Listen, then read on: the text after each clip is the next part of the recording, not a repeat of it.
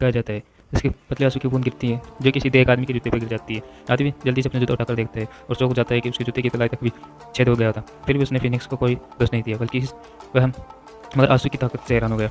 वह देखता है कि फिनिक्स अब मरने के कगार पर है। उसका मन दृढ़ गया और उसने फिनिक्स को आज़ाद कर दिया। फिनिक्स आज़ाद होते ही अपने पंख फड़फड़ाने लग गई और उसके अंदर से भयंकर आग निकलने लग गई और वह फिनिक्स ऊपर आसमान में उड़ने लग गई और जाते जाते एक पंख उस आदमी को भी दे गई। वह आदमी उस पंख को लेकर राजा के पास चला। यह बोलकर वह राजा का आदेश मानने से इनकार कर दिया। यह सुनकर राजा उसको गिरफ्तार कर लिया और सीधे ही फांसी की सजा सुना दी। आदमी ने अपनी सरपाई में कहा, मैंने फिनिक्स को पकड़ लिया था, लेकिन उसकी हालत देखकर मैंने उसे छोड़ दिया।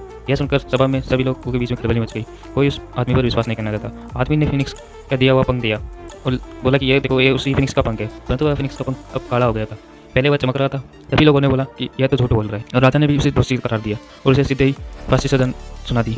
तभी वह अंधेरा छाया हुआ पंख जलने लग गया और महल के ऊपर एक विशाल फिनिक्स उड़ने लग गया, जिसकी रोशनी से पूरा महल और नगरी दोनों ही चमक उठी। अब सबको यकीन हो गया आदमी ने झूठ नहीं बोला था। राजा को मजबूरी में उसे रिहा कर दिया। जनता ने उसे नायक बना दिया और उसके चारों ओर गाना, नृत्य और जश्न मनाया गया।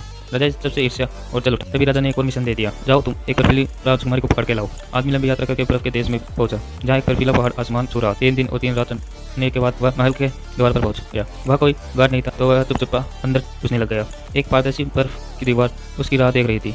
वह हैरान खड़ा और सोच रहा था क्या करे। तभी उसकी जेब से फिनिक्स का पंख बाहर निकलता गया, आसमान में उड़ गया और बर्फ की दीवार में घुस गया। और फिर बर्फ की दीवार निकल जाती है और एक भव्य क्रिस्टल पैलेस सामने आ जाता है। राजकुमारी से मुलाकात और हो जाती है। वह पीछे मुड़कर अपने घोड़े को खोजता है, लेकिन घोड़ा गायब हो चुका था।